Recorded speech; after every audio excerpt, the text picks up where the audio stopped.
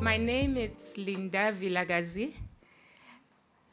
I'm currently side hustling as a chair of the Zenex Foundation board. And here because education is a passion that refuses to leave you once the bug bites. And that's why I can see so many familiar faces. So I'm often conflicted when I see familiar faces. I'm saying, are we really getting the job done, or we are the job? I will leave it at that. But I really want to thank Zenex for bringing us here today, because this education thing is complex. And it tends to take on new features every season. You one day think you've got it, you know what the answer is, and then it changes. And correctly so, because life changes, things move on. The kids we teach come different every year. The parents that bring them up come different every year. And the economy does things to all of us. So sometimes it's important, even if we've been on that journey, to come together and learn. And I've clearly understood that today we are here to learn. It's not about let the expert tell me everything. The expert help us think beyond what we thought we'd cracked. But collectively, I'm hoping we will drop solutions and ideas that really can advance the country. Not our NGOs, not our academic institutions, but advance the country's education to the benefit of all. And I think that's most important. I'm also excited that we're talking about maths. Maths is key. And I'm going to say maths, not maths lit or anything. I know today we're focusing on the foundation phase because there we're giving them the pure basics. Because if we lay those basics well, I think their journey upwards will be much easier. And these basics that we're going to talk about, somewhere they said numbers, and I was like, yeah, I learned something today. Because numbers are tricky when we navigate our own workspaces. So I'm going to tell you one little thing that happened to me with not getting the numbers right. So I was very new in this job, young, upcoming manager. And my leader left, and they asked me to run this little entity for a while. I'm not a numbers person or a maths person, but I can do development like with my eyes closed. So I take over this role, I lead this unit. And you know those days, employers never gave you KPIs, but they still assess your performance at the end of the term. So I'm sitting at this assessment thing, and the guilty is in this room. And they are going through what they said were my KPIs. And then we get to that funny KPI that said the budget of the unit, 1%, should have gone to staff development, 1%. So they're trying to show me areas where I haven't done well, and they say, even this one, you haven't done well. But what's written there says 3%. So I argue with them vigorously that it is 3%. You say they're 1%. And they look at me, and you can see they're losing the battle. But the bottom line is, this was 3% of the 1% I should have achieved. And I didn't see the difference. And she still never gave me a bonus, even for the things that I got right. She's in this room. So that's my little demonstration of how important numbers are. And this was in 2005. Hey, I still hold the grudge. Because the 3% and the 1% messed me up. And I think on a serious level, You will all agree with me why the numbers basics it's important, so that we can descend between 3% and 1% or 3% of 1%. On that note, we are gearing to go. As I said, we are here to learn. Zenex is also hoping to get snippets of wisdom from all of us. As they dabble on the work that they do, they've also started to ponder hard around the early grade maths issues. The issue is numbers, but it's beyond numbers. And as you will see, even the panel will take us through almost 4 main parts of some of the key things that we could be looking at, from numbers, from teaching and learning to teacher development to language, which is a key thing, to materials and curriculum and probably assessment. So we are trying to see what this holistic picture looks like and what can we learn and take away with us.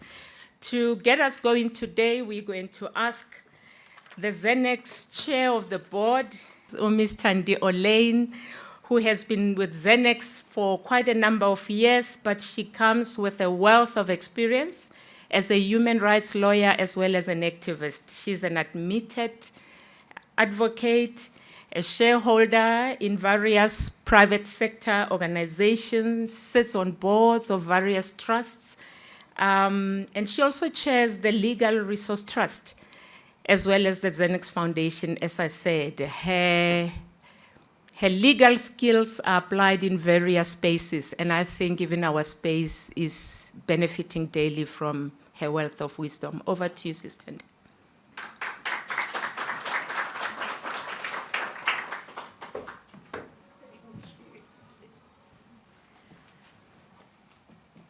Good afternoon, ladies and gentlemen. I'm not sure whether I should use the mic or not, but just in case my voice goes down, I don't want people to say, can you shout louder? It's been a very exciting day, and this is the culmination of that day, having traveled to see projects at face-to-face, and also reflecting on some of the work that is being undertaken by the teams on the ground. So as the Zenex Foundation trustees, we always look forward to this time. It's a custom for us to be in South Africa at this time of the year and to engage directly with the projects that we fund. Firstly, I must greet you all, welcome you, as I've been asked to do. We have representatives from government amongst us, and not for-profit or non-governmental organizations, academic institutions, fellow donors. We also have people who just support the work that we do and are passionate about it. Thank you all for joining us at this seminar. I've been telling people that I'm coming to a conference, and then I look at the paper I'm supposed to deliver to welcome you, and I'm reminded that this is not a conference, actually. It's a seminar. And we also thank you for supporting Zenex efforts to promote learning and sharing in this education sector.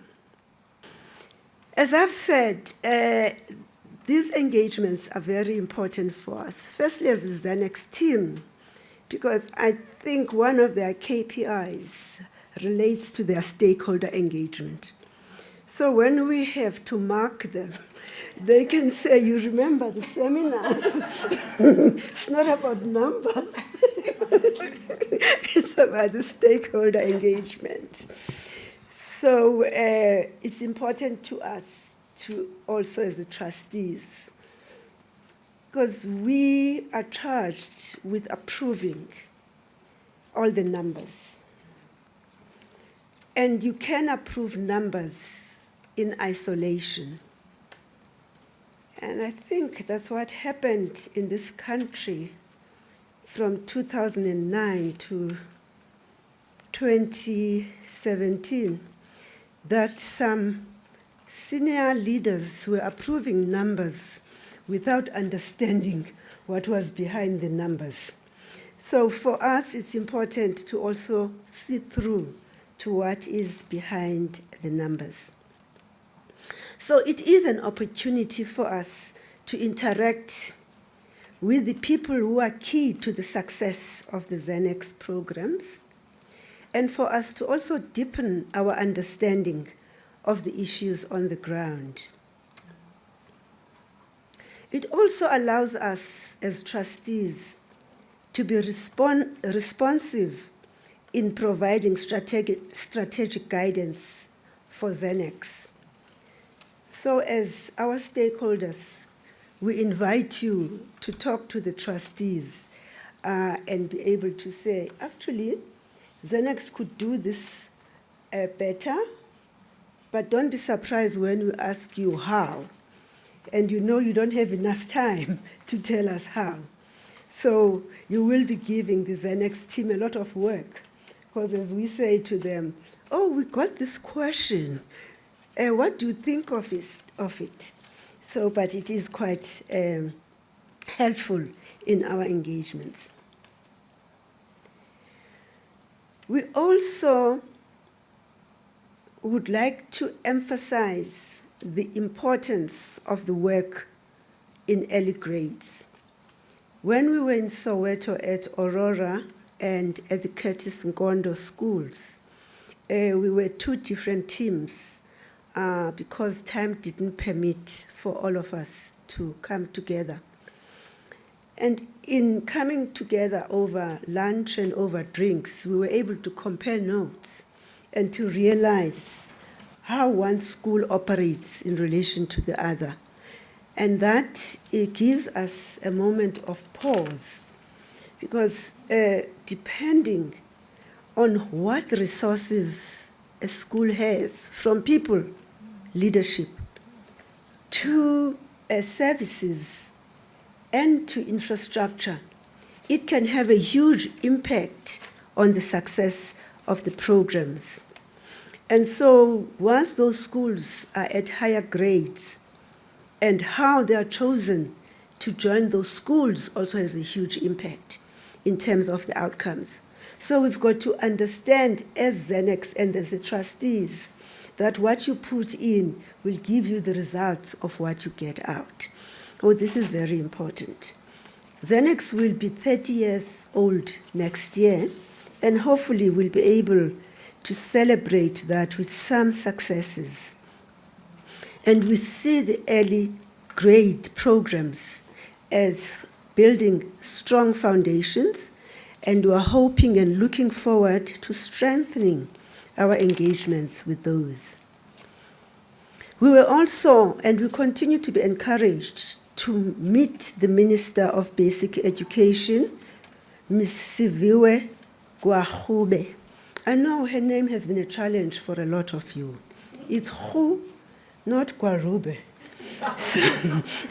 She is from the Xhosa-speaking people. She shared this with me, I must just tell you. She finds it difficult to tell people what the proper pronunciation is.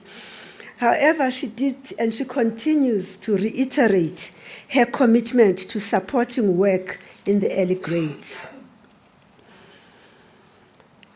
We also are very aware of the need for a collaborative approach to meeting these challenges.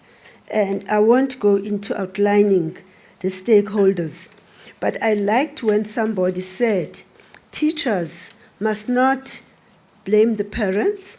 Similarly, the parents or proxy parents must not blame the teachers. We must recognize and acknowledge the roles of each one of us and be able to insist as well as to keep on engaging and telling people that each one of us is important and is as important as the other stakeholder, and that we should not let the government off the hook. I know that we are presently lamenting at the fact that there has been a severe cut in our education budget. But interfacing with other departments as well is the same lamentations that we are receiving because the economy is bad. You know, we have lost a lot of ground. There is no money in the kitty. So we've got to get over our lamentations and try and see what we can stretch, what we have. So, ladies and gentlemen, I'm looking forward to the engagements, the facilitations, and I hope that we will have an opportunity to get more out of this so that we can get on with our engagements enriched by what is going to come out today. Thank you.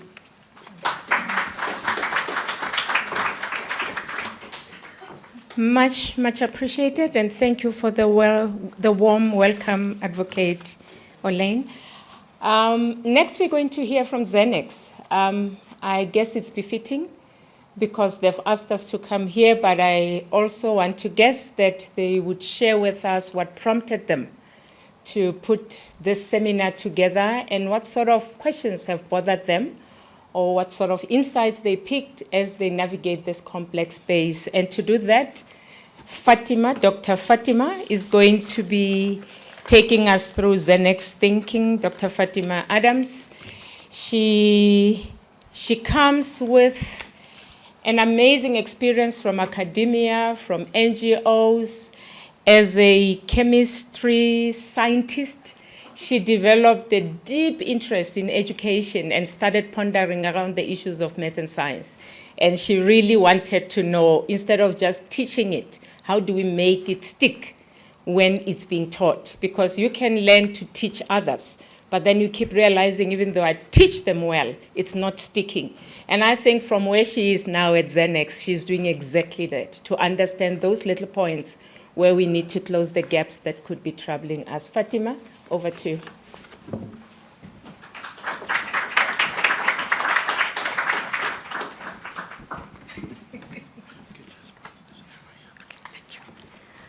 Good afternoon. So I've been tasked with trying to pull together some of the emerging lessons we're having in our early grade maths work. It's let's say very initial new work, and we're just picking up on some of the sort of emerging lessons. So it's not an extensive 20-year sort of cycle of lessons that we're doing, and we're hoping that with that discussions around these emerging lessons, we can get engagements and feedback and comment, and we can take further the work that we're doing in that area. So for me, the starting point in all of this is to understand Zenex Foundation's journey along the way, so that it gives you context about how we're going and where we're going, in a sense. So Zenex has been involved in mathematics and language education since its inception in 1995. And I can almost say it's a part of our DNA. You know, we think it, we do it, we try, and it's been going on for years before my time. I think with Sizwe and Thandi and Gail carrying this, these thoughtful processes over the years. And then, particularly over the past 10 years, we decided to focus heavily on the early grades, for obvious reasons. We're trying to get the foundations right, and we're very clear that without getting those foundations right, we don't stand a chance. So initially, you know, because we have a smaller, let's say we're a small organization, and we want to sort of make an extensive sort of knowledge contribution, we then decided to focus more heavily at the initial stages into early grade literacy, right? And I think that we could argue that we now have a sound body of knowledge about what works in that space. We have benchmarks in African languages. We have reasonable assessments in the area. We sort of have some modalities about how to improve teachers. And I think we're sort of on the road to understanding what could work and what could work at scale through the system. So having done that in literacy, we sort of thinking we need to ramp up now our work and understanding and learning around numeracy. And this is sort of where we are. We've started this sort of early stages of sort of testing and working in numeracy, and we're now ready to reflect a little bit on that stage. So with every part of our journey, we've always said we can't design programs or work without having it rooted in our understanding of the problem. Now, the problem is multifactored, it's complex, etc. But we picked out those very seminal things around the problem that would help us identify possible and test possible solutions in the field. And the first part is to say that learner performance at our early grades in grade 3 level in mathematics is actually pretty poor. Despite that we don't have existing national let's say, most recent national data that's publicly available to give us accurate information about the performance, we draw on other studies which we believe is very accurate. So the one is that I'm drawing on the 2014 ANNA study, which indicated that only 16% of grade 3 learners are at grade level. And then there are more recent, smaller studies done by the Western Cape Systemics, as well as a number of other smaller pieces of work done by Zenex itself, which suggests there's about 51% of learners are passing grade 3. So with that, I mean, it's clear that the performance is poor. We need more data to basically understand the nuances and accuracy of that data. But we worked on the premise that the ANNA and, in fact, these other recent studies are giving us an indicator. Then we started to say, well, it's poor, but what is, in fact, the blockage? What is happening with learners that's almost preventing their success at a grade 3 level? Because our understanding is at grade 3, everybody should be able to pass mathematics and literacy, right? So what is it that in that sort of grade, so we know they're failing, but what is it that's causing some kind of a blockage? And our understanding is that, in a nutshell, learners don't develop a sound sense of number. That's what we've got from the literature. They struggle to make the shifts from concrete counting to more abstract practices. They struggle to move from sort of that same concrete counting to what is the acquisition of reasoning and thinking, which is the backbone of mathematical thinking. And this then has resulted in backlogs, and these backlogs accumulate over time, and they become insurmountable in the later years, particularly in high school. Then the third leg of understanding the problem is the sort of, let's call it the vicious cycle of teacher preparation. So what we start with is we've got students in the B.Ed, so we've got about 30% of B.Ed students entering the program with mathematics. That then has so they're already not prepared in mathematical terms when they come from grade 10 into the B.Ed. So you've got weaker students or in mathematics entering into the B.Ed. Then you have the universities themselves that do not adequately prepare students for mathematics, for the teaching of mathematics, both in terms of the amount of work that they do and in terms of the nature of their curriculum. And then that obviously has it's a vicious cycle. People enter in weak, the teacher programs are not doing what they should be doing, and the sort of spill-off is that you have in-service teachers whose mathematical knowledge and skills is a significant barrier to improving learning outcomes in the schools. So having understood the problem across those 3 levels, we kind of thought, well, let's work out, let's decide what are the things we're going to do. And in a nutshell, because we don't know exactly what works, we said we'll sort of do a range of things. So we've done a number of small-scale pilot projects. We've also done some larger-scale systemic initiatives. We've also dabbled in both research and interventions in pre-service, in-service, and around resource development. Okay. And having done that, we kind of said, right, now let's sort of just reflect on these sort of projects, and then with the view to improving the designs and, in fact, the modalities, etc., of what we've already got on the table. And so here we are sharing some high-level findings with you, just taking into account that it is early days. So the first is around learners and what worked. I think, so we did show improvements in performance in many of our projects, and that's really a good sign. But the improvements are located in very basic mathematics. And in particular, we've seen simple addition and subtraction. When we, and then that's the one. The second is that we've seen on the positive side that games and some kind of mental mathematics exercises can improve fluency and goes a long way to improving mathematics capabilities and setting the seeds for a good mathematics program if implemented consistently. So those are the two sort of positive big things we learned about them, about the program. What didn't work is that learners continued to struggle in all our programs with complex number operations and word problems. And I think it's not a particular surprise, but we just, so we showed the increases, but it's at the one level. It's at the lower cognitive level. What we've also seen is that learners that start behind stay behind. So the program hasn't worked that well with learners at the bottom. So if you're looking at the improvements are better with stronger learners. And they're not as good, haven't worked as successfully with interventions, these interventions with children that are at the poorer end of performance.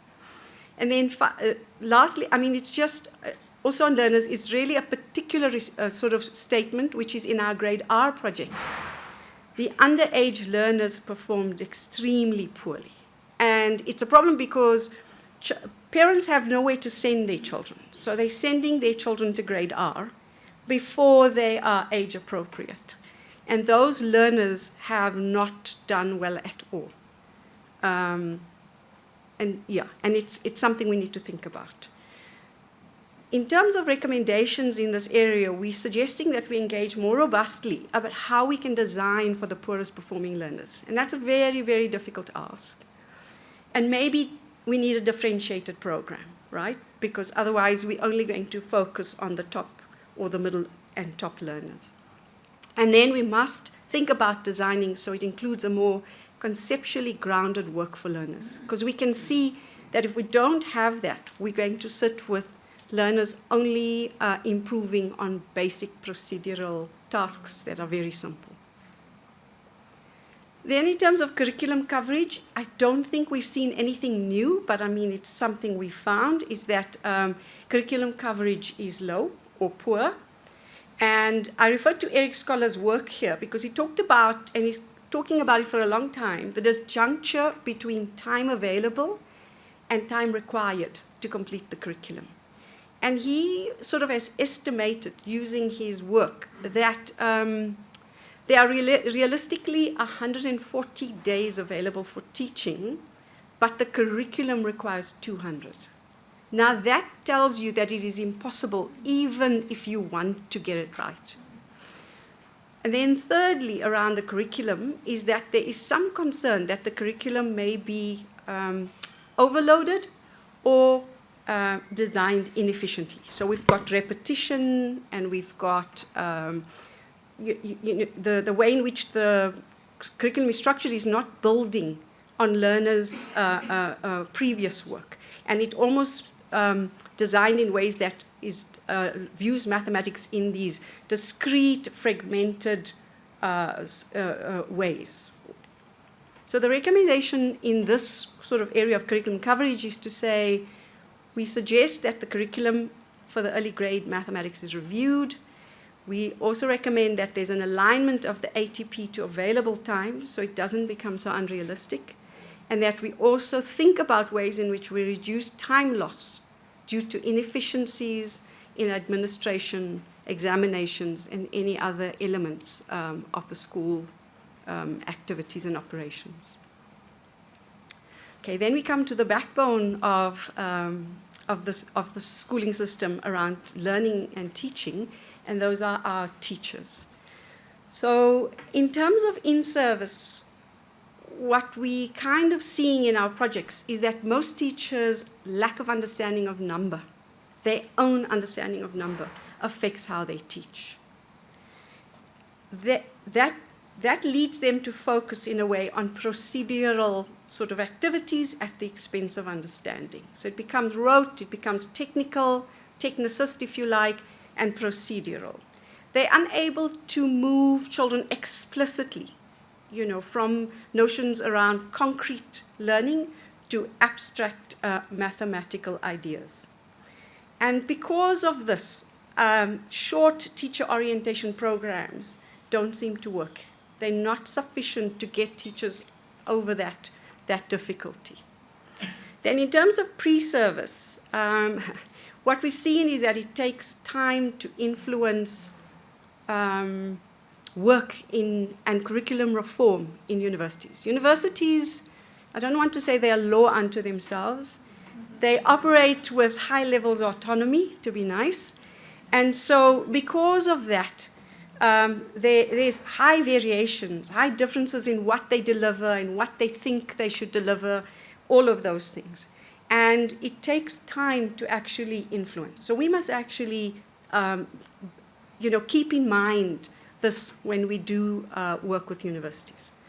The second problem is when we went in with the university programs, our idea was to help the academic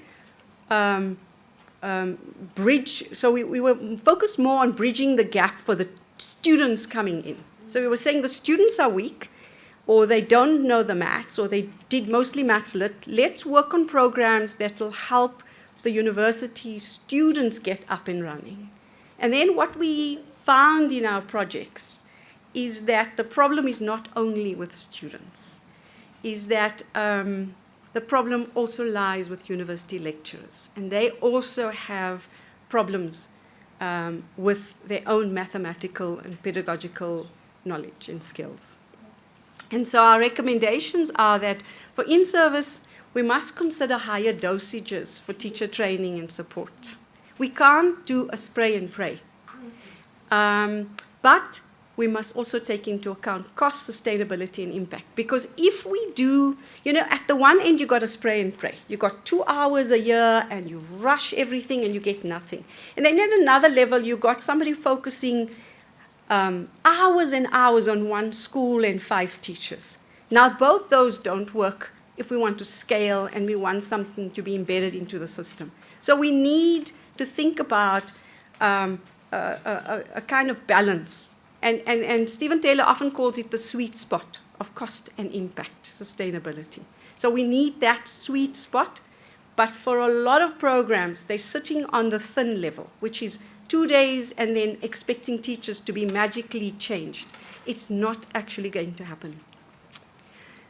And then the programs itself must be thought through. I mean, it's not just a teacher training program and that you explain to teachers how to run the program in terms of form. It also has to be substantive.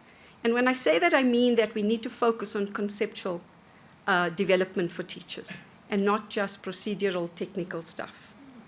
And we must, I also think, because there's a small amount of time, we're trying to be strategic about not doing extensive courses that overload schools, that's too costly. We must be strategic. So we must make strategic choices about the few ideas that we want to cover. Those ideas that we believe can actually leverage change or catalyze change amongst teachers. Okay. So for example, focusing explicitly on helping teachers think through the concrete to abstract reasoning, thinking stuff will probably be a catalyst to help them work through other elements of the program. Then in terms of pre-service teachers, we must allocate sufficient time to work with universities. We can't impose, we must integrate and work together around university programs. And we must have a targeted intervention that not only focuses on students, but also teachers, teacher trainers, academics. Okay. Then in terms of resources, what we found is well-designed mathematical learner workbooks goes a long way to supporting children to improve and can be a powerful lever in the class as well as outside of the class to build a homework culture. These workbooks, though, must be well-designed so that they provide pacing, progression, scaffolding, and they provide language signaling, because otherwise it's just, poor workbooks. So on that level, we're saying the recommendation is that the DBE workbooks is almost in every single child's hands. It's amazing what a national footprint that is. So we must, maximize that reality. Or that situation is that they were designed, though, as supplementary materials. So we need to think about redesigning them so that they're far more systematic and they have better progression, they're comprehensive, and they consider the bilingual reality or bilingual context, by including bilingual resource capabilities into the workbooks. And based on that, we think we'll have a powerful resource that can be used as a mainstream resource, as opposed to it was created for leisure, or not leisure, but after school, and it's now used as mainstream. So those were the few sets of findings we have. It's not a lot, but I think it's enough for people to engage with and give us some ideas about where to go next or what they've learned that's different. And clearly, these are just preliminary. We will definitely continue to reflect and adapt as we learn. Going forward, we want to focus on a few areas, which I've just mentioned before. Curriculum review is something we think is important. Learner workbook issues we think is important. Testing different modalities for supporting teachers, right? Because we don't know what works. We don't know how intensive, we don't know how light it needs to be, and we need to play with this kind of sweet spot of impact, sustainability, and cost. And then take those ideas that are promising and subject them to impact evaluations so that we can understand better what works. Okay, thank you.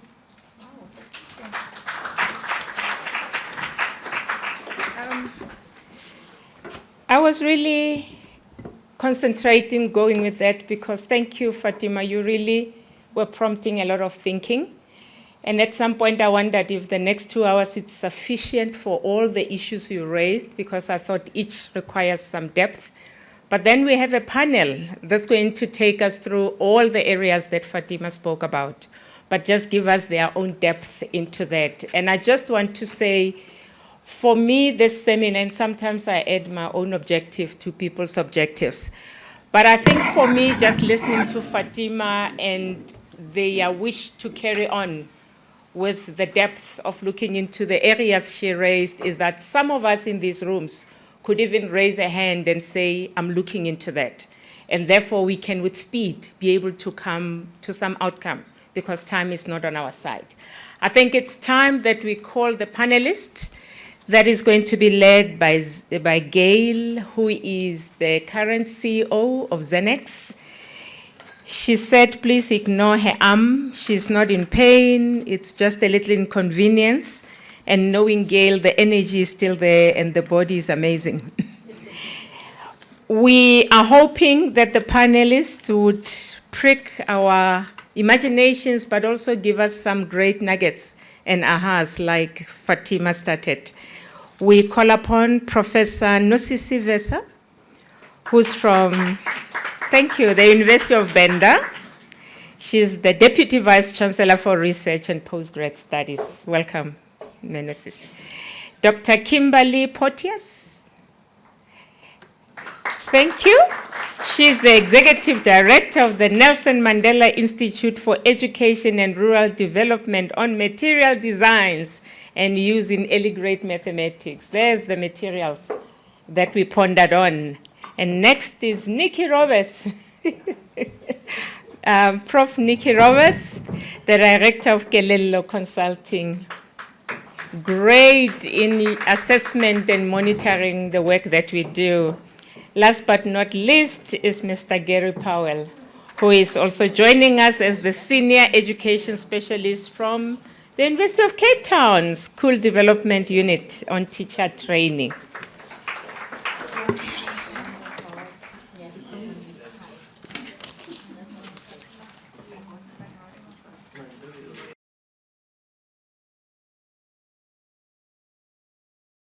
Panelists have worked with Zenex over the years on various projects that range from intervention, research, M&E, materials development.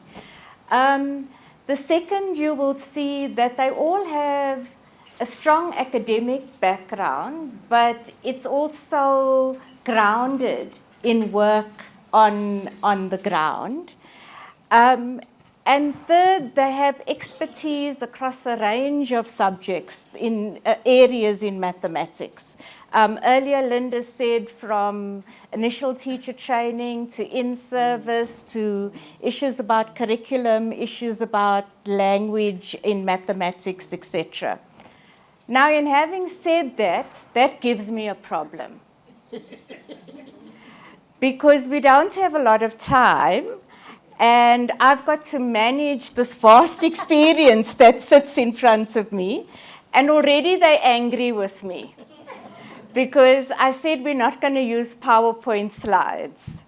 So we do have a short time, but hopefully in this time we're going to get the best of your knowledge that we can share, and let's take this as a start to our ongoing engagement. So I'm going to start with the two panelists, and that's Gary and that's Kim, who have done a lot of work at in-service level. Okay, and then Kim particularly also working with teachers with the use of material. And I'm giving each panelist 2 to 3 minutes just to talk about their experience. It got shorter, yes. Just to talk about their experience in the field and to share with us. So Kim, let me start with you. Yeah, you've been working with teachers for many years in the Eastern Cape, from rural schools where you all started off your work in NMI, and now you're working in more urban-based schools. So share with us your experience and particularly talk to us about the use of materials and the learner workbooks that you'll have designed. Thank you. Thank you so much. We've been told 3 minutes. Thank you. I've been asked to say just a few words about material design. Over the past 20 years, the NMI have been immersed at the chalk face of education. We established a design hub working closely with foundation phase teachers to develop teaching and learning resources capable of leveraging improvement at system scale ultimately. We sought, in essence, to look up at policy with feet firmly grounded at the chalk face of the foundation phase classroom. We have been immersed and somewhat obsessed with the question of how do we develop teaching and learning resources that leverage the most gains in mainstream classrooms. More obsessed than immersed, probably. And we are convinced that teaching and learning resources carefully calibrated to mainstream classrooms can leverage further improvements in mathematics in the foundation and intermediate phase at scale. So I'm going to just highlight 3 or 4 thoughts, and hopefully we can pick them up over time. First, I want to point to, in February this year, the minister announced the rollout of mother tongue-based bilingual education. I know my colleague is going to talk about that more carefully. I know the math community has been a bit reticent, a little bit hesitant about this agenda. I just want to say from my experience over the past 20 years, is that when we support teachers and children to leverage the fullness of their language resources, mathematics in classrooms transform. I think until the math community has fully reckoned with bilingual education and engaged with it more deeply, I think our long-term gains of conceptual engagement with mathematics will be limited. I think it's a huge opportunity for the math community. Secondly, the DBE workbooks. Fatima has done some of my work. I believe that the DBE workbooks are one of the most important interventions in primary schooling since the inception of democracy. 2/3 of our teachers, 68% of our teachers use workbooks more than 2/3 of their time. It's become a default. I saw the classrooms before and after, and they've been a profound influence on our classrooms. They were developed at speed. At the time, there was little research to guide the development of the workbooks, and they were largely designed for high-quality supplementation. There's a crisis in meaning making, and so we have a historic, I'm not going to go into that, I think Fatima has done a good job. We have a historic and unique challenge.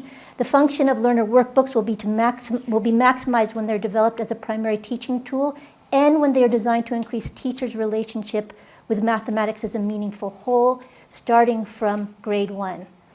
Across the last 15 years, we've designed an alternative set of evidence-based workbooks and detailed design principles. I could speak about them so that you would be bored underneath your table. But they're super exciting, I think, like Singapore Math, that have developed tools that are accountable to essentially the Asian context. We're starting to develop tools that are accountable to our mainstream context. And that only in understanding some of the details of that, you would understand why one becomes so obsessed about circling the tens and our deep dive into the world of representation, visualization, and language. I mean, recent innovations in neuroscience suggest that children who do well in mathematics have stronger links between different parts of their brains, especially between quantification, visualization, and language centers. So to inject meaning into mathematics in our context, we must do the hard work of systemically building up meaningful representations. So rather than assume that a number picture, a number line are a meaningful tool, we have to do the heavy lifting of creating them as a meaningful tool through deliberate scaffolding. Finally, I just wanted to comment and suggest on the power of design hubs.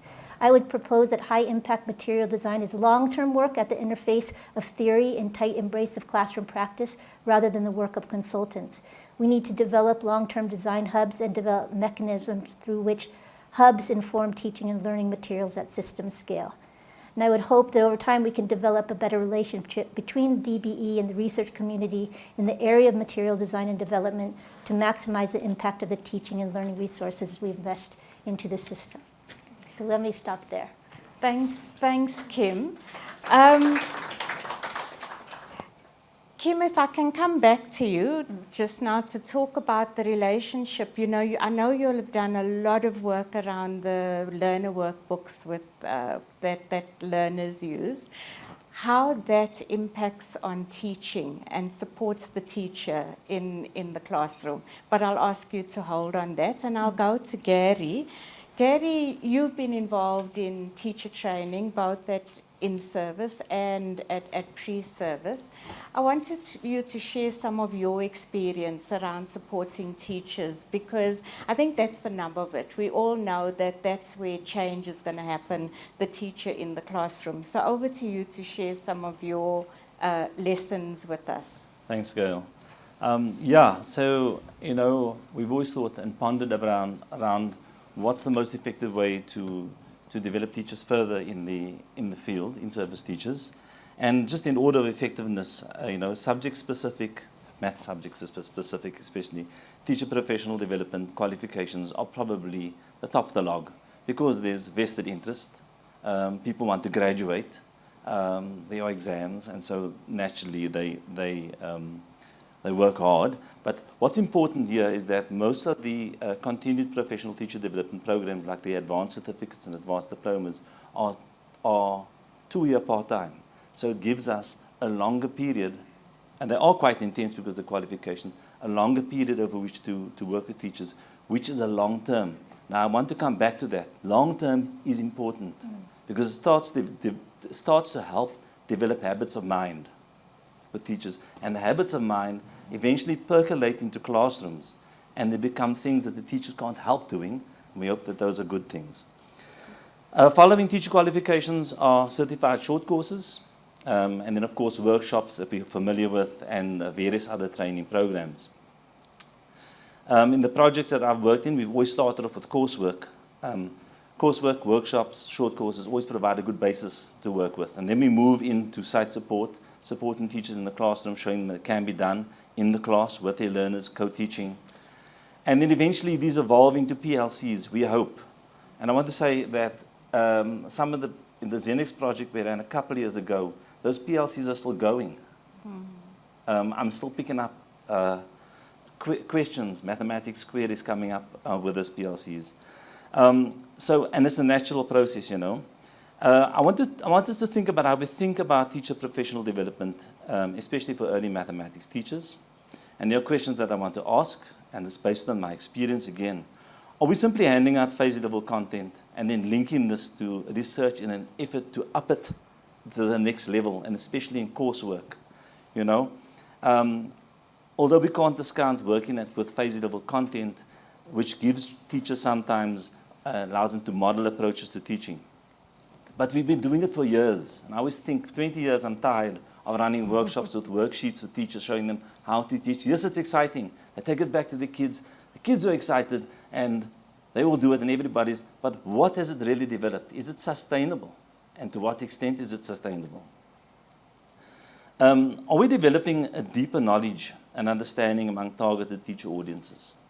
And can this knowledge that we're developing in coursework be used as a springboard to get teachers to think more mathematically and start making mathematical sense of what they're teaching? So what then is deeper knowledge? I think that, and partly the curriculum's at fault here, the compartmentalization of the curriculum into the 5 content strands may be problematic, although it's an organizing factor. This may be causing, and I think I've seen this enough in classes, cause teachers do not develop a broader, holistic understanding of school mathematics. I read something written by a person called Leaping Ma in a book, Knowing and Teaching Elementary Mathematics, which initially captures mathematics as, and I quote, an area of science that concerns spatial and numeric relationships, with reasoning based on these relationships. I'd like to reduce this to number sense and spatial reasoning in plain speak. Ma's description of mathematics almost condenses it and leads me to thinking about starting points in knowledge, or what I want to call core knowledges. And why am I speaking about core knowledges?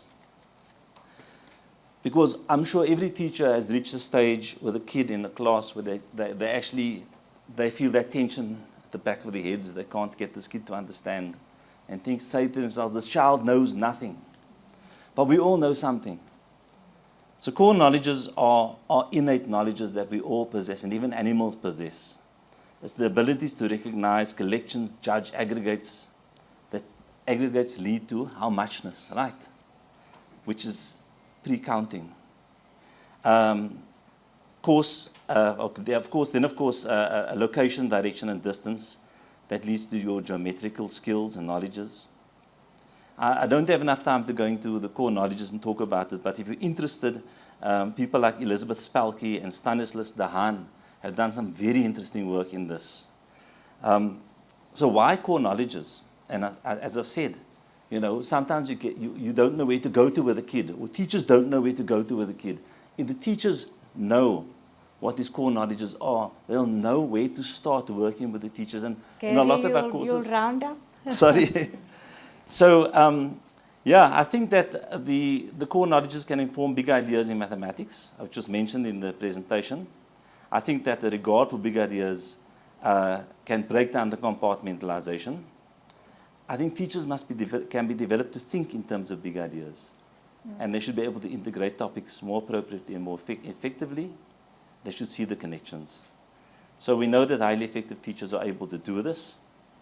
And I can go into the big ideas. I can ask questions like, what is 1 and what is naught?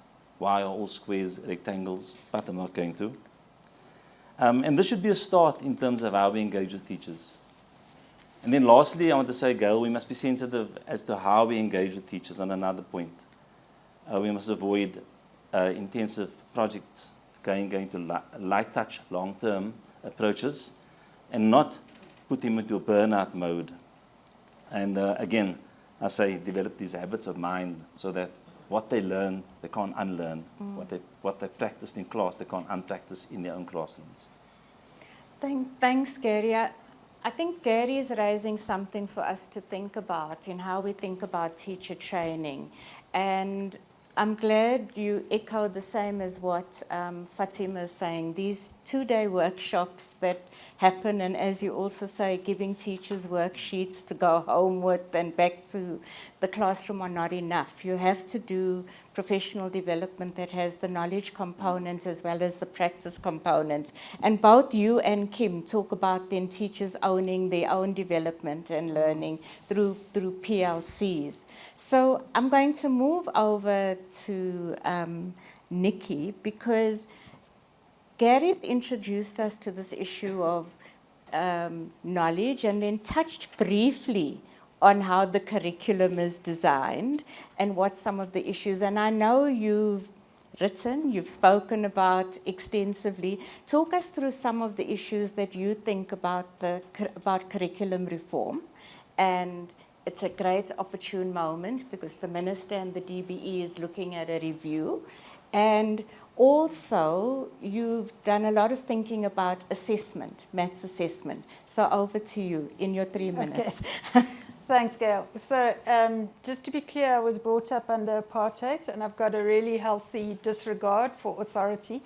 So Gail said we weren't allowed PowerPoints. So please have a look at your handout because I have 5 things that I want to land, and I don't believe that I can land them by listing them. So the first thing that I want to land is that I'm extremely frustrated that we have an NECT model which is being rolled out to 100% of the country without any evidence of efficacy. I've said it before and I'll say it again. We have no evidence of the NECT interventions working, and yet we're prepared to spend money to roll it out to the whole of the country. I think what we need is a big ship of 18,000 primary schools that are stable, which get the single message from DBE, but that we're given the 10% space for innovation. And without that 10% space for innovation, Kim's amazing work is being pushed out by NECT workbooks, which are not even printed. Next slide. So what we need is 10-year cycles of transparent curriculum review. We're absolutely terrified of curriculum review because we've had 10 years of instability post-democracy. Curriculums need review. They need review every 10 years, and it needs to happen transparently.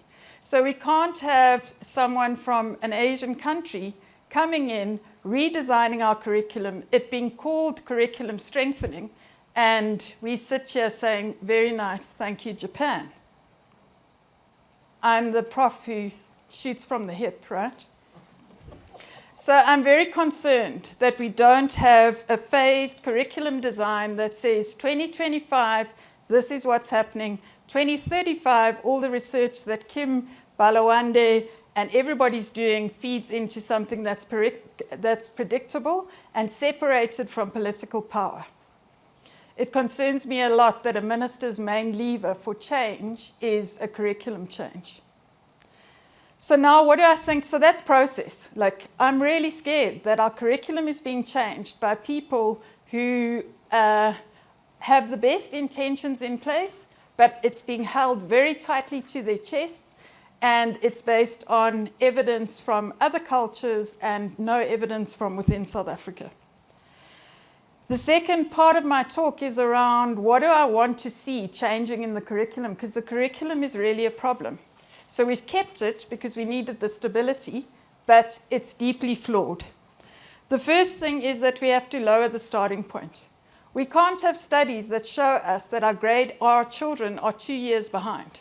Yeah. 2 years behind what? 2 years behind other 6-year-olds. I get it, but that's an international benchmark. If you look at the trajectory I've given you, this is from the Netherlands, which says that you learn to count when you're age 2.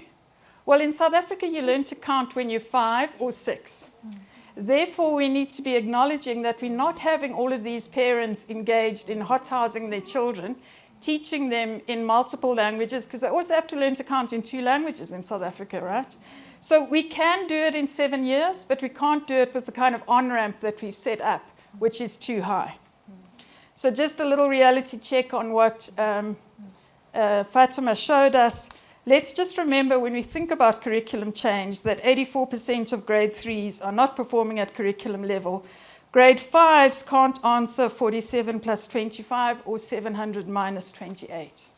So pushing it into millions is madness. Slide 3, or slide 5, the third point. We need to stop treating all numbers. I'm there. I'm running fast. Stop treating all numbers as equal. So we know the data from Scholar. We have to have a sense of 10ness, and that has to happen for both teachers and learners. Fourth, we have to select low floor, high ceiling go-to strategies. At the moment, our curriculum says everything for everybody, you'll figure it out, which is why we have such inefficiency. You need something that every child can do, and that's not requiring knowing all your bonds fluently at age 6. The fifth point, and the final one, is to focus less on arithmetic involving large numbers. Those of you who are at the schools today, the kids take out their calculators in grade 8. We really don't need them fluently adding thousands or doing long division. What we need them doing is thinking about how numbers relate to each other with an eye on the horizon of arithmetic, of algebra, which is the early algebra work. I'm done. Okay. Thank you, Nikki. I'm going to turn some of that positively. I mean, what you're talking about is developing the work we do based on evidence. Okay, and you're also saying there's a range of us that have experience, and we want to work with the Department of Education in this important curriculum reform initiative. But Nosisi, everyone here touched on the language issue.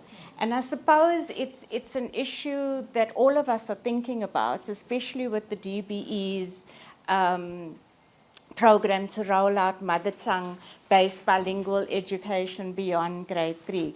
And I know your work is centered around language and mathematics. And Nikki was saying children have to learn in 2 languages. I've been in many classrooms where children are counting 1, 2, 3, 4, and you introduced us also to this term mathematical thinking. So I'm going to hand over to you just to share your thoughts around the relationship between mathematics and language, and also your views about children learning mathematics in their mother tongue, like English and Afrikaans children do. Thank you very much, Gail. Good afternoon, colleagues. First of all, I want to talk about mathematics as an abstract subject. And that doesn't go away any day, any time. And therefore, when we talk about mathematics in terms of the ability to do it, all children, especially those who don't have some disabilities that are caused by what they experience from the mother's womb, can do it. Neurological work and quite a lot of work that was done by Spelke shows us that at 6 months, they can do proportion. They can group numbers. So something happens then that makes them unable at some stage of their lives. It's the stimulation that they are exposed to after birth, and also when they are at home, and also when they are at preschool, and also when they are at home, at school. And for me, Gail, my worry is in South Africa, we always prefer to look at formal education because we are so scared in facing our hohos of the first 100 days of a child. Because if we don't do it right there, we can talk and talk and talk. Language, what is the role of language then? It is a psychological tool that we all use to make sense of the world we are living in. And when we are doing mathematics, we are trying to conquer this world. And therefore, we need language. And the language we are first exposed to is what we use as a tool, therefore, to make sense. So when I get to school, especially as a South African kid, and go there and the language spoken there doesn't give me access to even hear or understand even my friends or the teacher, then I am challenged. There is a role that you as a teacher need to play to accommodate me and bring me into that classroom. We need to understand the language issue is an exclusive issue. You either include me in learning or exclude me. It's your choice as an adult that has been given the right to decide what to do in your classroom. So in my work, I've worked with children. I love children. So my work is with teachers and it's with children. And I'm doing the touch-basing research because evidence is very important to me. I go to classrooms, I sit with the children, and they move between two languages because they are trying to figure out what is in front of them and trying to make sense of it. And I look at children before they enter this grade R. Where are you in terms of mathematical thinking and mathematical stimulation? You could see that sometimes they go to grade R with quite a lot of intuitive knowledge that is advanced than what they are expected to finish at grade R. But they lose it when they enter grade R. So we need to face that space. What is going on in our system? The teachers are following a curriculum and are following textbooks they are given. They are following these workbooks we are talking about. And therefore, if I'm there and I can do mathematics, I can count in fives, the teacher says, hold there, you are supposed to count to 1 to 3 until March. I know. Then the subject advisors arrive. I experience this because I work with the teachers. And they say, these kids are supposed to master 3. And I came in school mastering 100. So school is telling me, be stupid and master 3. What is happening into that child's mind? Have we ever thought of that? So in our training of teachers, we also need to understand that we cannot continuously discriminate children. We need to allow children to be themselves and educate children, looking at them cognitively, linguistically, as well as in terms of their abilities. In South Africa, gifted children are highly ignored. Even here we are debating about poor children. Gifted children, we don't even have programs so that we can have the best scientists. Our focus is always on false. I understand we are coming from a faulty history, but we need to grow up now and take our gifted children, support them and make them excel. Don't frustrate them and make them stupid. We are losing them. They are the ones who become criminals. Okay. Thank you, Gail. Thank you. Thanks, Nosisi. You know, the MC is standing. And we were supposed to go through a round of discussion and conversation and questions. I'm going to ask the panelists, Kim, I asked you to pick up on the use of materials and as supporting teachers, the learner workbooks. Nikki, I wonder if you can just give 2 short recommendations around curriculum. Gary, I want to ask you about talking about the PLCs. And Nosisi, I want to ask you, when we talk to parents want their children to learn in English. And I just want some comment from you on that in your work and when you're talking to teachers, because teachers also talk about that also. So let me start with Kim, then Gary, Nikki, and then Nosisi. Thanks, Gail. Yeah, look, before the DBE workbooks came into the system and before that we had actually started trying to design the Magic Classroom collective ones, teachers, most mainstream teachers had chalkboards and pencils and lined paper and spent an incredible amount of time circling around common sums and having them copied off the board. And what's happened with the workbooks, and I know there's a lot of people who roll their eyes at workbooks, but when you have nothing versus when you have something, it allows you, a teacher, to fall into finding some progression, so you actually start moving from day to day. How teachers respond to workbooks, I think, is how they're designed. And I think people often look at a workbook and say it looks nice, and therefore they like it. But I think we need to be able to get a better set of glasses and lenses around what does a workbook, how does workbook translate into teacher practice? Because it translates into different teacher practice. And it either can dumb down or it can open up. And we've been doing a lot of thinking about how do you maximize. By the way, of course, a workbook isn't going to teach kids. Teachers teach kids.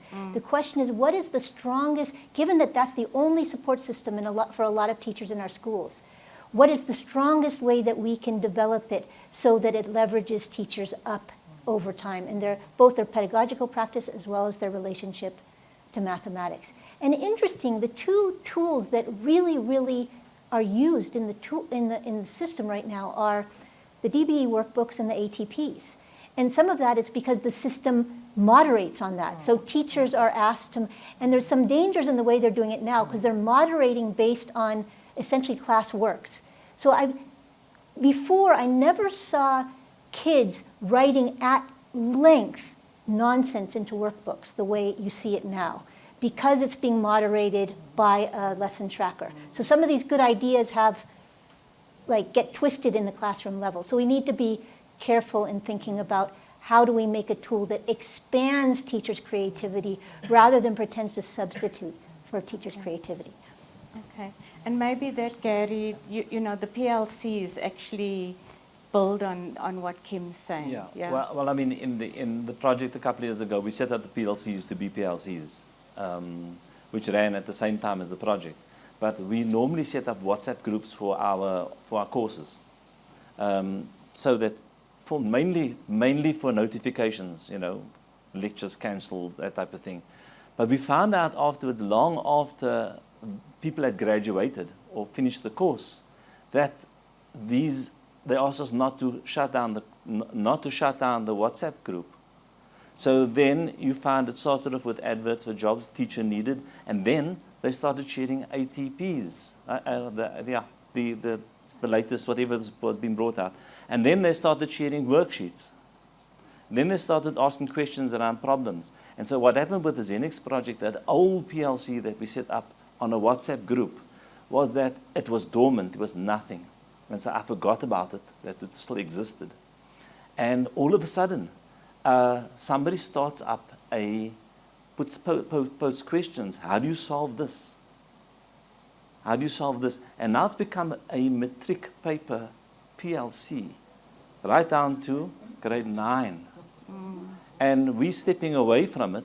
And one of the coaches who was in the project is still facilitating. I think 2 of them are still facilitating it and answering questions. And they've got matric teachers coming on board. So it's very interesting in that.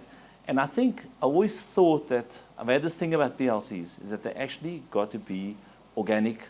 They've got to grow out of need, and they've got to serve a purpose. When they stop, if they don't serve a purpose when you initiate them, they're going to die. If there is a need for them, they're going to survive. If the need increases, they're going to grow. You know, so it's become very, very, very effective, and I get quite proud when I see what some of my ex-students are posting on there, and they're arguing mathematically with each other, you know. And I think we should bear that in mind when we work with teachers. So even though you set it up, you expect something, you step away, and it grows. We even set up, UCT used to have a VULA site, you know, the learning management program, which before WhatsApp we set up, and we were running a communication between the school on one end of the Western Cape and one in close to the Northern Province. And we eventually found out that one of the subject advisors had colonized the VULA site. and was getting people to submit their planning Yeah. and then sharing worksheets. And we were they were using UCT's, UCT doesn't know about it, I'm sure. They were using UCT's learning management system outside of UCT, independent of UCT, and sharing ideas. And that's also, it's a PLC. So social media has actually created this ability, you know, for us to share almost anything. And it's convenient and people are familiar and they like it. Thanks, Gary. But what I also take away is teachers are professionals and can be responsible and for their own learning and do take responsibility. And often we design training in a way we're going to train you. So thank you for that. Nikki, your curriculum recommendation. So my curriculum recommendation is, let's not think that the 2025 Strengthening Strat Review is it.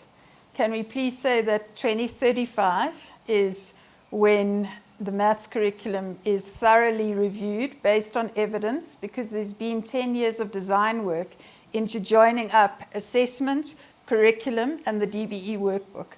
And there's been a 10% window in each province to be able to experiment in that context, and the best of those is then used in 2035.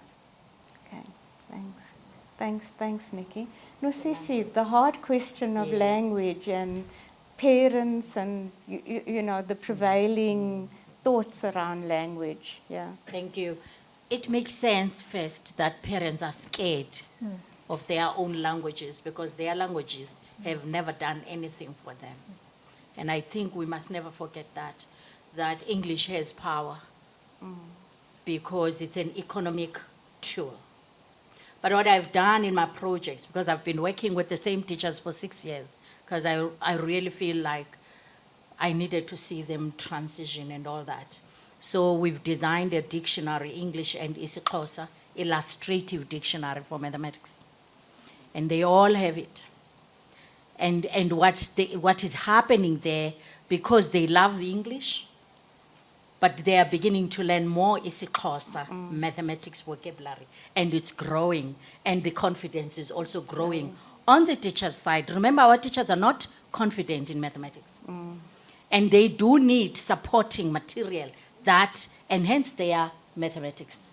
So they use that dictionary, and then I've just finished surveys with them to see, because I left them for a year without engaging, and then I went back last month and I said, tell me more and share with me. We had surveys, we shared videos of their classrooms, we shared everything. So I'm excited to look at that data and see what that dictionary has done, and the manipulatives that we have given them have done, because also the role of manipulatives, I know South Africa is very poor lately, but let me tell you, if you are teaching a young child with a bottle top of a beer that is still smelling because it was just collected, you are really undermining that child.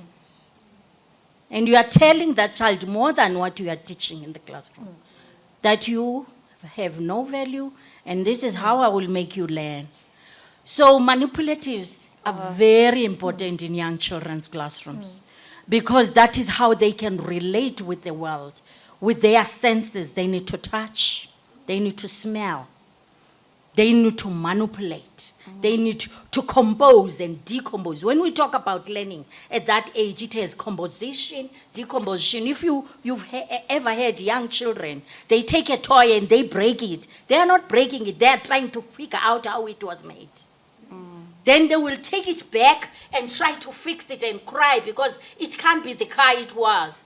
And they have seen where these wheels were, and now they have seen, they want to compose it. So that's how children learn, whether we like it or not, and we are in a poor country or what. If we really care about the future and we want to leave legacy, there should be manipulatives that are relevant in young children's classrooms, in enhancing language too. Because language goes with touching. Thank you.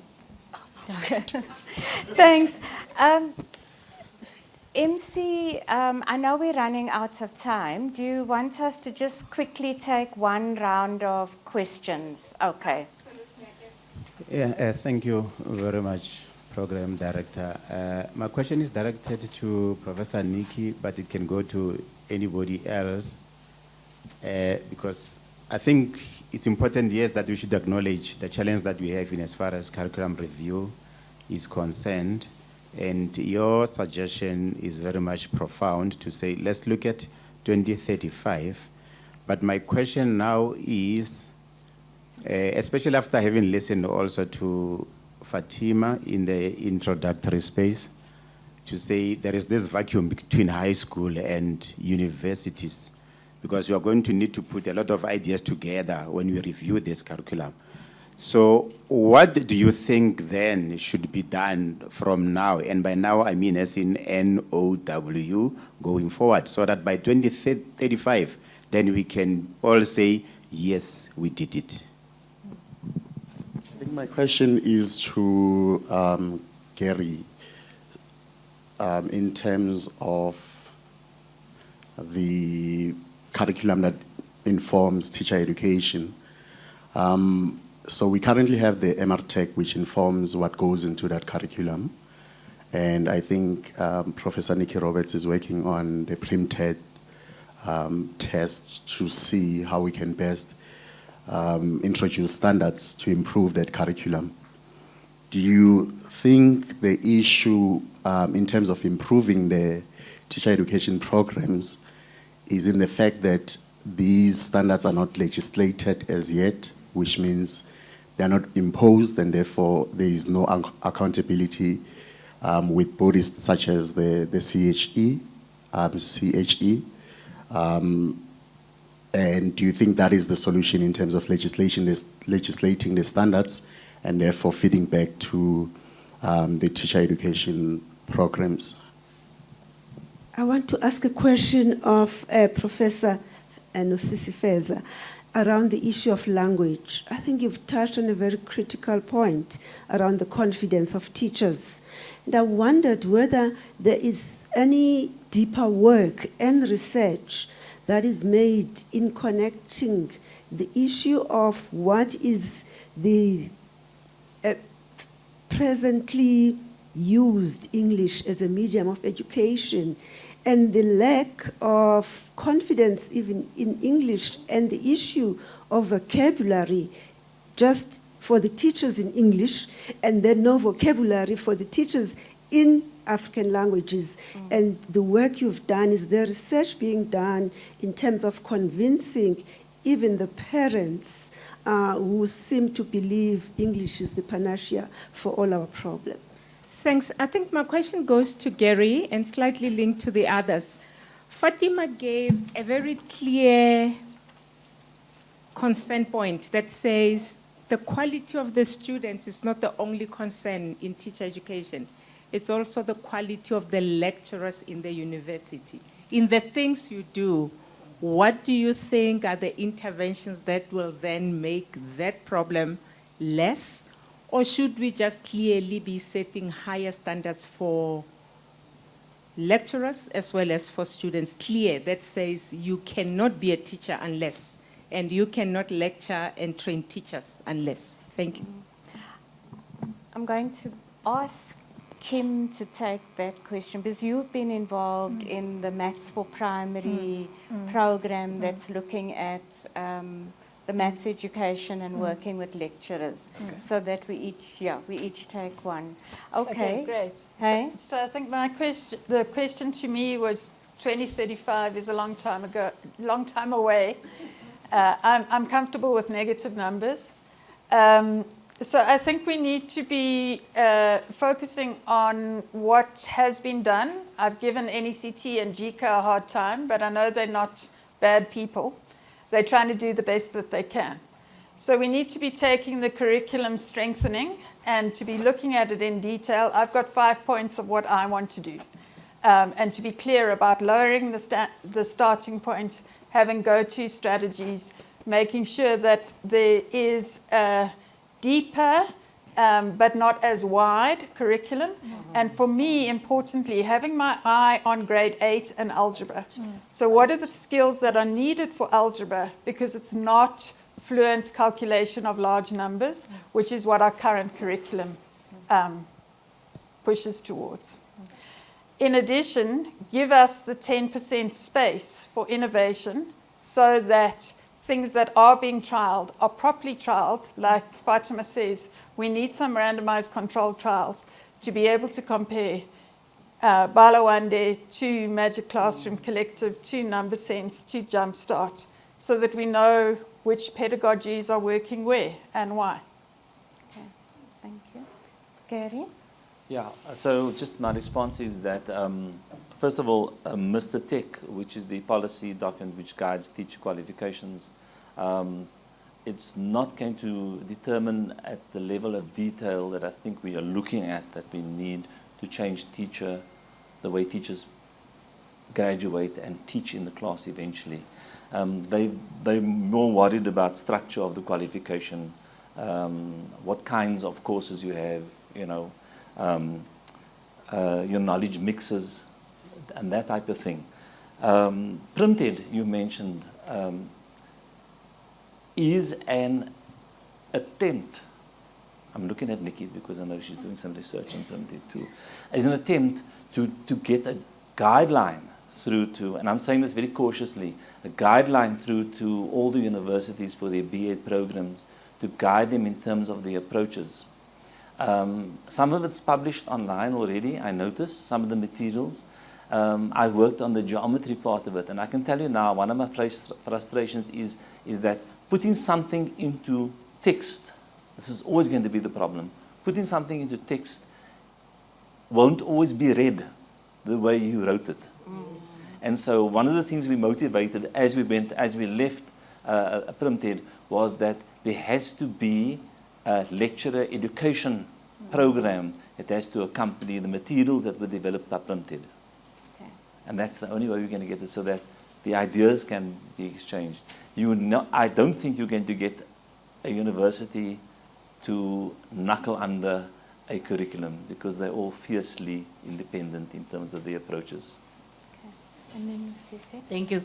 Just to add there, I think as a university person, I've worked in more than 8 universities. Currently, universities are really collaborating with everyone. There is an opportunity, if we feel like we need to intervene in the mathematics education, you can create with the university a postgraduate diploma in mathematics teaching in higher education. That possibility is huge. So try and explore that. And you can engage with me. Maybe I can give you 2 universities who will be willing to do that. So there is always a way. Yeah. Thank you. Now, if I talk about what advocate said, there is research, advocate, that has been done. And there's research that I've been following, because I follow all my colleagues here, have written a lot also about language. The challenge, I think one of the main reasons me and the team decided to design the dictionary, which is really illustrative. At the back of our minds, we designed a conceptual dictionary. It's not like any other dictionary. It's conceptual, because we realized that a term can be there. Its meaning, it's very important. And also because there is English and there is mathematical terminology, those are 2 different things. And therefore there needs to be, hence we did it properly in English for those who want to follow English, because we also have this democratic mind that I should follow the language I want to follow, which is something especially mathematically. And we also did it properly in isiXhosa. Both languages are at a high level when it comes to that dictionary. We were trying to respond to the research that has been indicating many times the lack of understanding, because the lack of conceptual understanding is the biggest problem in terms of our teachers, as well as when therefore they are dealing with our learners. And this dictionary helped a lot during COVID, when parents were forced to start teaching at home and assist, and some of them bought the dictionary because they had no choice but to assist their children in mathematics. So there is, but it's not enough that, because I would like us to also be innovative as we are doing our research. innovate so that we can improve the status quo. The languages, our languages are not going anywhere. The majority of children in this country are poor, are not coming from affluent homes. And therefore our languages are not going anywhere. What we can do is to enhance them, support them, and use English to empower our languages when we find such opportunities, which is what we are doing in that dictionary. Because you'll find out that some children understand concepts in English perfectly well. So help them to use that English to go to isiXhosa so that they can balance. Kathleen Hugh did a lot of research here in South Africa, starting from before we got our liberation in 1994. She has been very clear on the role of language in enhancing our cognitive abilities. And she also was very clear on how many years. I know we are still developing in this new way of dealing with our problems. She did indicate that, and some of us, and some of other older people than me, they did their language. I did it up to grade 7. And let me tell you, I'm good in my Xhosa and I'm good in my English. I'm telling you, that's why I'm a professor. Because you know what? I always had my language to rely on. I had always had my language to fall on. Let us really not be emotional when we talk about language, but let us be fair to our children. They need to have a language they are confident in, they can rely on when it is difficult. I dream in isiXhosa. Good. Can I add one thing to your question? So in 2018, the University of Fort Hare, oh, sorry, I have this thing. I don't need this thing. Sorry. The University of Fort Hare started the first fully bilingual B.Ed for foundation phase teachers, where mathematics and literacy and life skills are taught bilingually through Xhosa and English. And the first graduating class, I think, was 2022. And this couple months ago, I met with about 40 kids from the first graduating class. This is a new group of teachers. It was phenomenal. I've worked with a lot of teachers. The ability of these teachers to reflect on their practice, to talk accurately, to problem solve, to question their practice. It was a different level conversation. And I think that higher education is going to have to heed the call, that we have to, it's not so, and by the way, teachers already teach in Xhosa. That's the thing that people are thinking this, up to grade 11, they just do it on the sly, instead of building it so we can practice and have an instructional discourse that makes sense to children. Sorry, my question is about lecturers, right? Just quickly, I think it's even more profound than that. We have recently started, about 4 years ago, started a project to try to bring together, and it came from the PrimTED, and there was all these assessments, and what it found out that across universities, so it wasn't that there were some bad universities and some good universities, when first years came, they would take the test and they would get such and such. And when fourth years would come and they get take the test, they'd get a little bit more or even go down. So math lecturers were saying, maybe we need to come together and figure out what is it that's going to work in our context. And we've learned so much. But one of the things that I've learned is that there was very little consensus as to what was the content of primary mathematics education amongst lecturers. So there were the FET lecturers who were coming back down. And then there were the ECD things who are interested in learning for play. But there were very few people who were saying, what is both the theory and the practice that helps us from grade R to grade 5 actually develop conceptual mathematics? And I was struck by that. So I think the only way to do it in higher education is tough. You know? And the only way you do it is develop relationships whereby we believe and experience ourselves growing together. And there is this project called Math for Primary Teachers, and we haven't gotten everything done, but we've made some really interesting progress in developing networks amongst lecturers that we can start raising each other's capacity and thoughts about how to teach. Very short, Gary. Yes. Now I wanted to ask a question. Then how do you teach mathematics education at, let's say, NQF level 7, but you're dealing with foundation phase content knowledge? How do you deal with the mathematics content? Just a question. There's good answers. Okay. There's good answers to that. Okay. We have to close the panel now. We do want to give some time for reflection at the table. And I want you to join me and thank the panel from a range of areas in maths. They've given us food for thought. Thank you. Oh, thank you.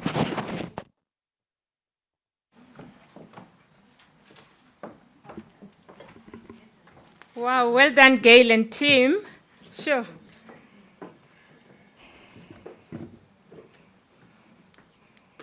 So for the next 10 to 15 minutes, we're going to ask you at your tables to reflect. It's the best way to get the gems out of all of you. At each table, there is a Zenex person. There is. If not Zenex, you must spread out.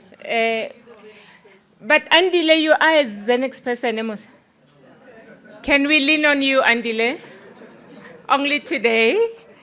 The Zenex person will just listen and make sure they take the summarized version of what's going on at the table. But this is your time to reflect on what we had. Remember, you can access the experts beyond today if you want to. They are easily accessible even on social media. We've given 2 questions for you to think about, and I'm going to read them out because the initial questions, given how the session was going, were changed. So we shall ask for forgiveness later.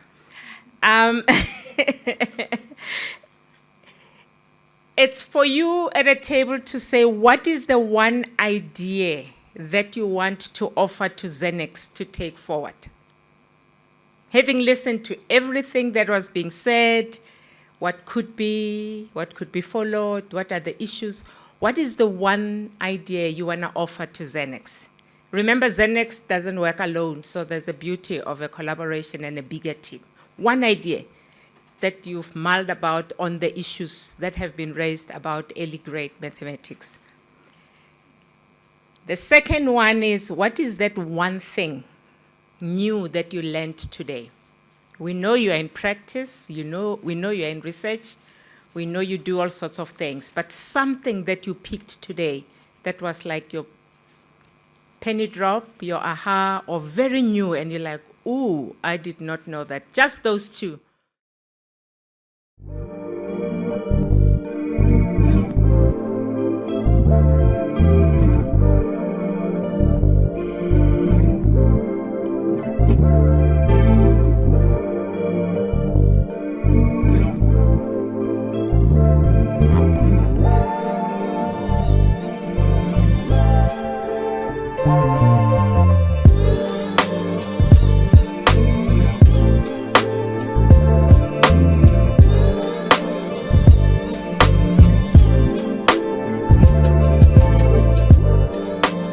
Connections are being re-strengthened. Ideas are flying. So can I take it that the Zenex teams took the notes and we can ask them to collate them and they be circulated as a thank you to all of us? Instead of listening to 7 times feedbacks. Zenex, will you kindly make a beautiful collage of the new things we learned today and the one of us we are asking you to take forward? When we see that collage, I know it will make us think beyond today and collaborate even beyond today. Thank you to the Zenex team. Thank you all for contributing, for the buzz you held at your tables. I think we're now coming to the end of the session, not the end of the work, before it starts raining. And I really want to take this moment from my side to thank you all for your time, for your inputs. 2 people told me they would be leaving and they never left their seats. It says something. Very thought-provoking, very capturing, short time, but I think we were able to lift the issues that we felt were good for us. But I also think to some of you in this room, it helped to say you are in the right direction and you are still fighting the right fight. Because this fight, when it changes face every second year, you start asking yourself, should I change and go do something else? Am I really making progress here? And I think the conversation today makes you realize that we belong in the space. Rather, we need more, and we need to collaborate more. And that's the tag that Zenex is very good at. Because Zenex, as a convener of education stakeholders, is definitely committed to the fact that we need to keep coming together, to collaborate, to partner. That way, we will make traction and we will learn from each other and be able to advance the quality of education for the children of this country. Secondly, Zenex believes that as we do the work that we do, we need to build capacity of the education ecosystem. So we're not doing this just to advance learner A to go to grade 4. But we're doing this to ensure that the system that the children come into can carry them. Because none of us are going to be here forever. Even the resources that we have won't keep us for long. In each corner, we grapple with resources. I grapple every day. Some people ask me today, how much grade did I develop? I said, it is the struggle to find the resources and the answers to the questions.